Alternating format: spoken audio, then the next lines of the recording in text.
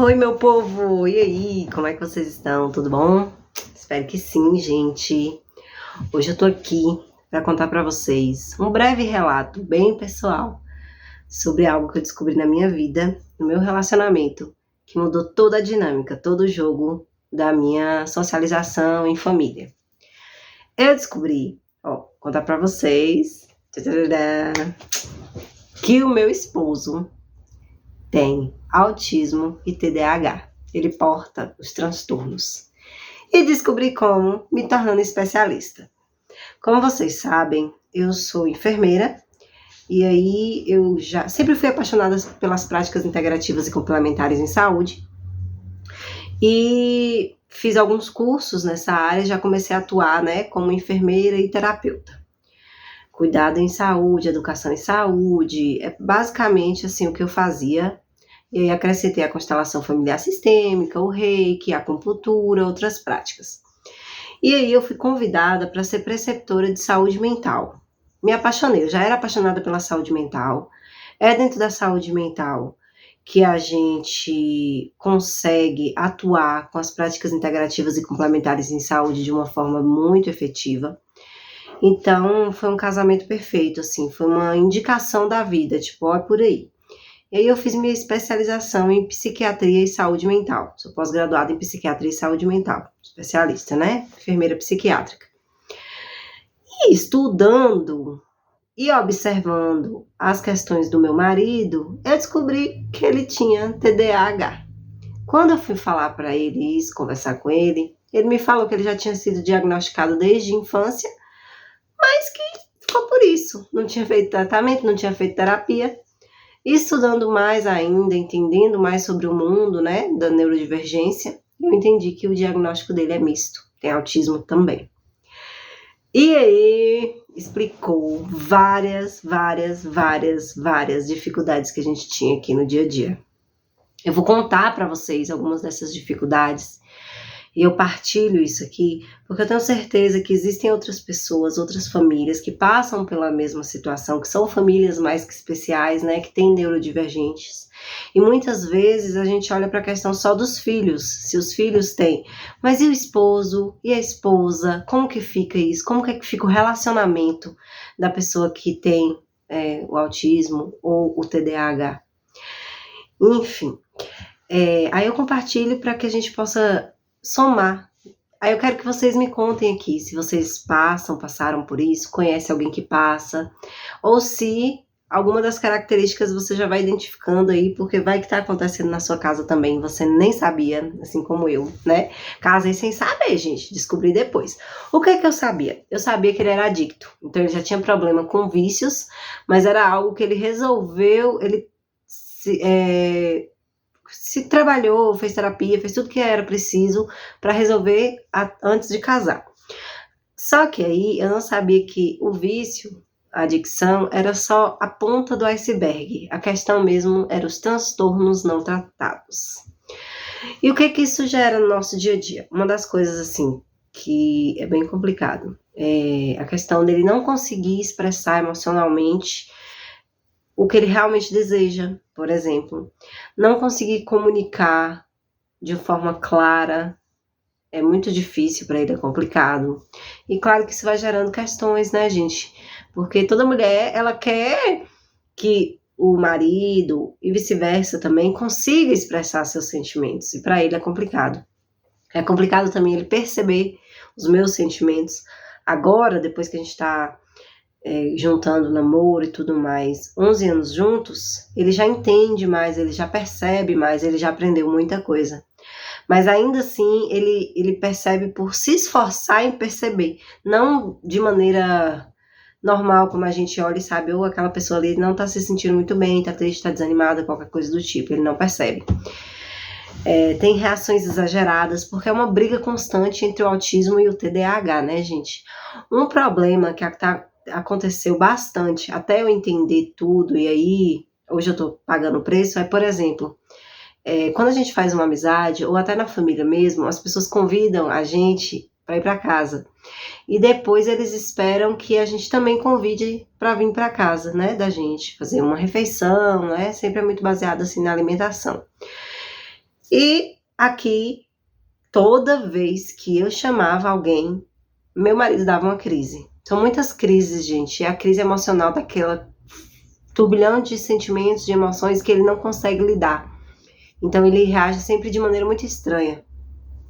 E aí eu chamava, na hora ele ficava ali, tudo bem, mas logo no outro dia, no máximo, dava uma crise. E aí eu tinha que lidar com a crise.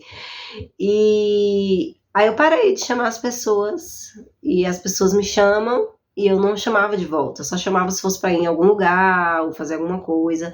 E isso fez com que muitas pessoas parassem de nos chamar para ir para os lugares. Então, assim, é uma das coisas que nós enfrentamos, e eu tenho certeza que todo mundo que tem um neurodivergente na família enfrenta também. E por que que receber visita é tão complicado para ele? Não é pela pessoa, é por causa da rotina. Tem que ter uma rotina muito bem estabelecida para não gerar crise. A gente teve um bebê e aí os transtornos dele exacerbou bastante por conta das novidades, da rotina alterada, da dificuldade de dormir no começo. Isso tudo piora muito. E aí foi onde eu tive que fazer aquela rotina redondinha. Na época era o Covid, então estava na época do Covid, né, a pandemia. Então as pessoas já não estavam muito indo para casa uma das outras, aí isso até colaborou para eu conseguir instituir uma rotina certinha. Mas sempre que, depois que saiu o Covid e a gente retomou, né, os vínculos sociais, acabou que isso foi prejudicado um pouco, nossos vínculos sociais, por conta disso, porque as pessoas esperam que eu chame de volta, mas se eu chamar e atrapalhar a rotina dele, além de tudo, depois eu vou ter que enfrentar a crise. Por exemplo, o aniversário de nossa filha, ele sempre entra em crise, ponto. Por quê? Porque é uma coisa diferente, é um momento social. Se tiver uma coisa social, eu tenho que avisar com uma antecedência, para que ele se organize, se programe dentro dele, pense em todas as possibilidades possíveis, né? Porque imagina aí, o TDAH pensa, né? Junto com o jeito metódico do autismo. Então, ele quer ter o controle de todas as probabilidades. Se alguma coisa sai do controle, uma crise, que antes eu chamava de birra, né? Eu achava que era birra, que ele era um birrento. Mas, na verdade, não. É uma crise que ele tem por causa da rigidez. Questão alimentar.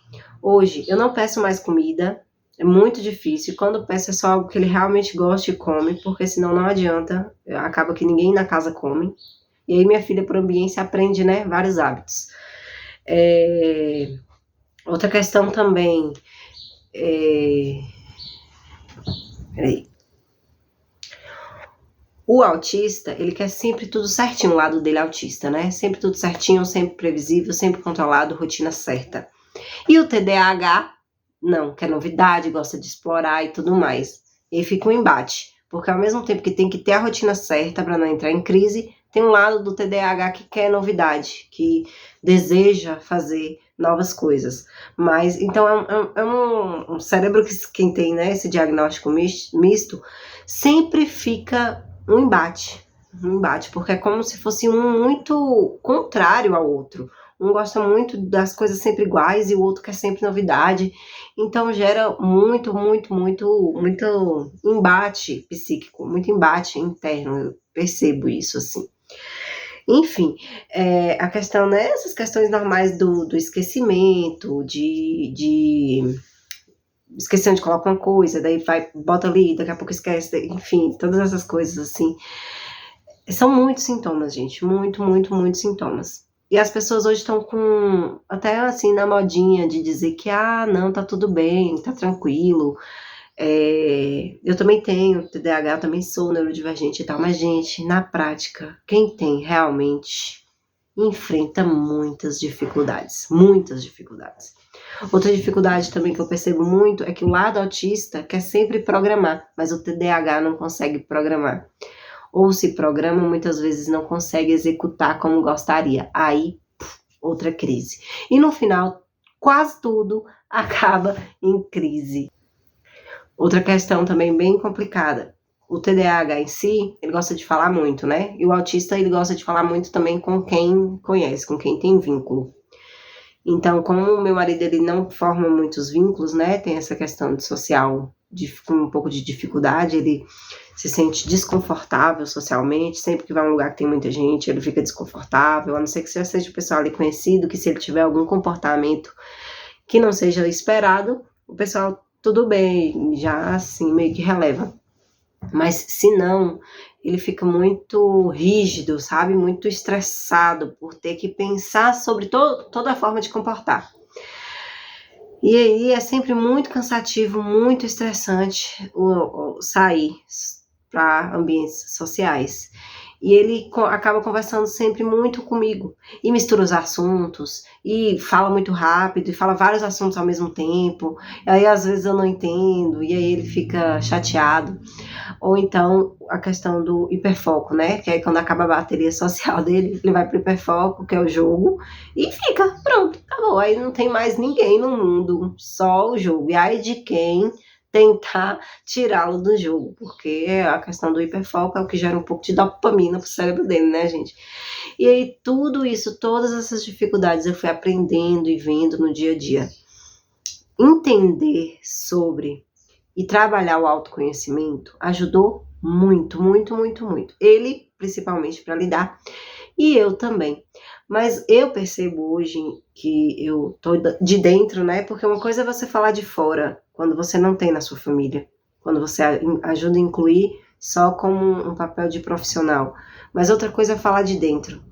Eu percebo ainda que as pessoas não estão muito prontas, que não estão prontas para aceitar, não estão prontas para lidar. A gente já enfrenta, né, as questões do relacionado ao preconceito mesmo, de esperar um comportamento social, mesmo que a pessoa não dê conta, porque o cérebro rígido do neurodivergente não dá conta, gente, não tem jeito, sabe? Se é um alimento que não quer comer, não come, não tem jeito. Se é uma coisa que não quer fazer, não vai fazer, e é bem complicado. Isso mesmo já gerou muito conflito, porque, por exemplo, eu montei um marketplace, que é a empresa onde a gente oferece atendimento psicológico, né, atenção psicológica, e aí tem o psiquiatra, tem eu como enfermeira psiquiatra e terapeuta sistêmica, tem a psicóloga, tem uma terapeuta energética espiritual, que aborda muito a parte espiritual. Essa empresa nasceu esse ano, a partir de toda essa caminhada minha, né? Porque eu me pós-graduei no final do ano passado. Então, eu montei esse marketplace e comprei um curso para a gente dominar as ferramentas do marketing digital, né? Para a gente poder divulgar. Então, tráfego, a questão dos lançamentos, tudo mais. E dividi, fiquei com a parte, eu falei, olha, eu vou estudar toda essa parte, você estuda a parte do tráfego. Por quê? Porque o autista, por ser muito rígido, ele vai bem com números, né? Mas o TDAH dele não deixa cumprir as tarefas, então ele não conseguiu ver o curso, por exemplo. E aí eu, como esposa, o que é que eu sinto? Eu sinto que ele, claro, por conta das dificuldades dele, não consegue chegar junto como eu gostaria, sempre frustra as minhas expectativas. E frustra as expectativas das outras pessoas também, e frustra ele também, porque não é porque ele quer, é porque ele não dá conta mesmo, não consegue. E aí, entender e saber de tudo isso vai deixando um pouco mais leve, porque daí a gente vai conseguindo lapidar, né? Lapidar a comunicação, lapidar, ensinar, por exemplo, uma coisa muito interessante para quem é neurodivergente, aprender sobre expressões faciais, microexpressões, para não ter que tentar adivinhar sobre como a outra pessoa se sente, poder ler isso de alguma forma racional. E aí é isso, daí a gente vai trabalhando, estudando e a vivência vai ficando mais fácil. Bom, estamos aí oferecendo serviço para neurodivergente, atendimento psicológico online, 100% online, bem flexível para você que quiser marcar.